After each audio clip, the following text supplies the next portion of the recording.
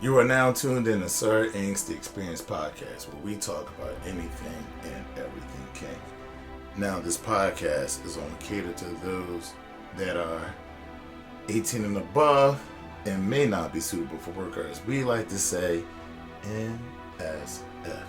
But remember, you can always listen to us during your private time. Hello, kinky and kink curious folk out there. My name is Sir Ink, and on this podcast, let's discuss meet and greets, boys to men, girls to ladies. What do I mean by all this?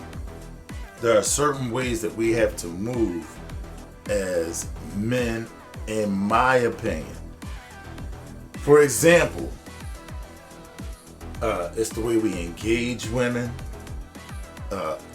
It's the way we conduct ourselves when we're with women. And there's a certain thing that we must have right within ourselves before we can demand that from someone else. So I, as a man, I like a very feminine woman, but I like a woman that likes to be to my side, be to my back.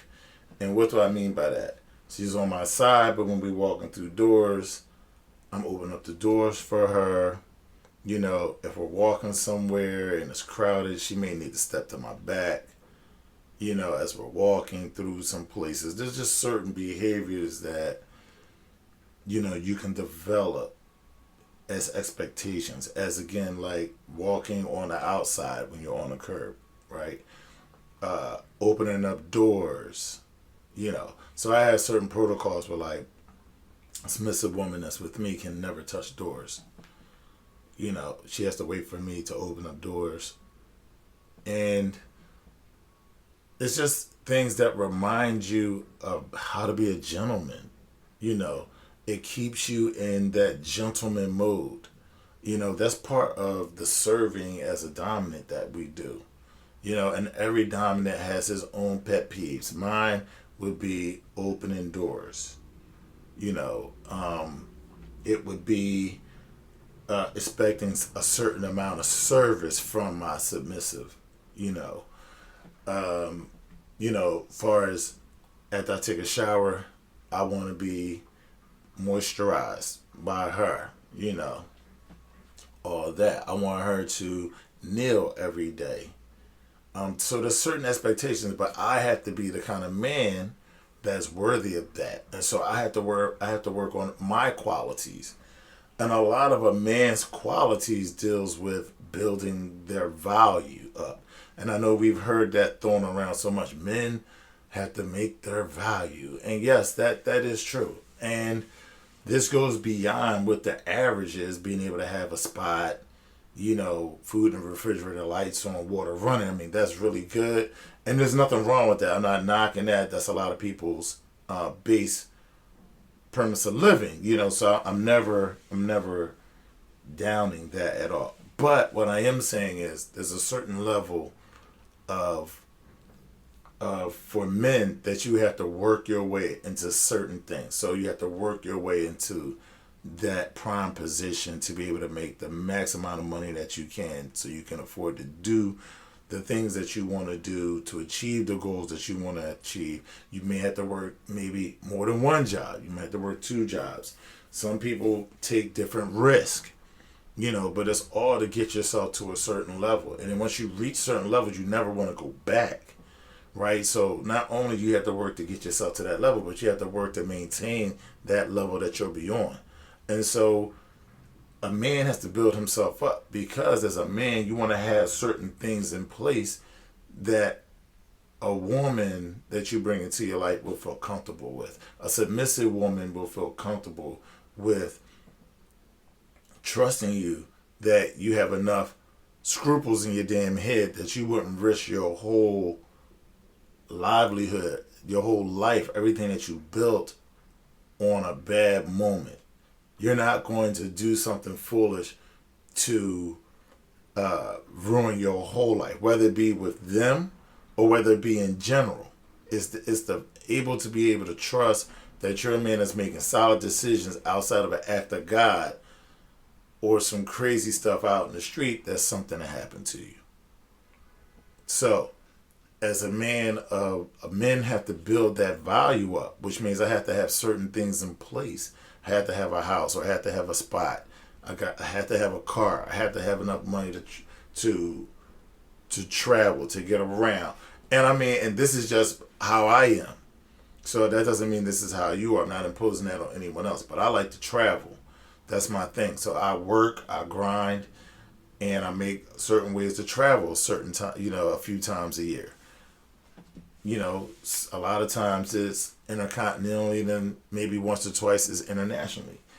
But there comes a sacrifice with that. There comes a lot of discipline that goes into that. So I can't be one that's out here with what they call guys tricking or being marks or being beta male providers that's blowing a bunch of money on women and romancing and not being able to, do the things that I want to do. So for example, like if you're like guys that I've learned from, like they're the kind of guys that if they meet a woman that they've never met before, they would supply her with a room, airfare, everything would be on them. And so this is what I've seen coming up. These are the guys that have, trained me to be a man. And so you just have to be able to put yourself and other people in situations where no one loses. If you're meeting someone for the first time, you don't really know how they are. You don't know how you're going to be, right? You don't know if y'all going to mesh. So it's kind of a wing and a prayer. There's nothing worse than being in a situation with someone for a couple of days and you really don't get along.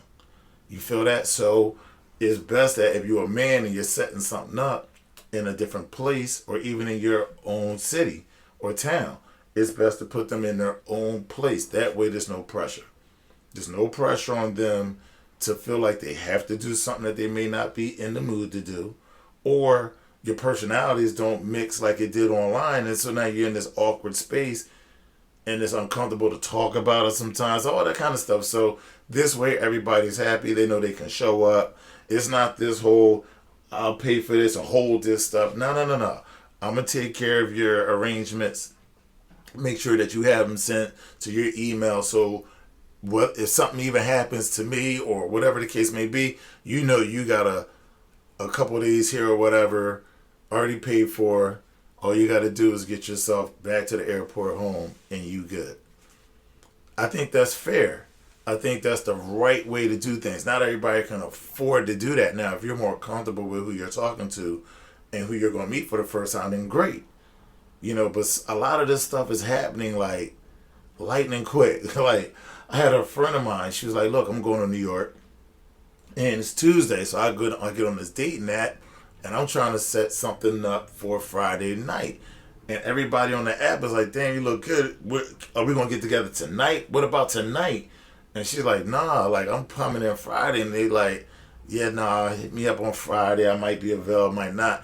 But I say all that to say is that we live in a different time. And I tell people that the dating game has changed. A lot of the dating game has changed to taking your time to plan some things out to like, what's up right now? And this is where people are like, what's up right now? Forget next week or next month we can get together. What's up right now? Now, a lot of us, right, if you're probably above 40, like to plan some things out. That's the era we're from. But if you're probably in your early 30s, definitely your 20s, they're down to meet up right now. Like, I don't know about Friday, but right now I'm available. And so there was a getting to know process. Or if we're going to meet right now, let's meet right now in public somewhere to have a drink, to have a conversation. Some of these apps are straight up just, hookup apps. They're just having sex. So it's like, there's no even planning to some of this stuff. It's like, you want to meet right now and have sex? So a lot of this stuff is, yes, you would say, well, not everybody thinks like that. Not everybody does that. No. But you have to understand what the mainstream is doing, because that is the influence that influences dating behaviors across the board. So if you're an older guy dating a younger woman, right? If you're in your 40s or your 50s dating someone in their in their 20s or early 30s, you have to understand that the way you move is slower or more methodical than how they may move, right? Where you're on your let's take our time to maybe get to know each other, see me, and da da da. Some people are like, that ain't fast enough. It's almost like speed dating for real. And so you have to understand that, what field you're in and how that field is moving. So this field is moving fast.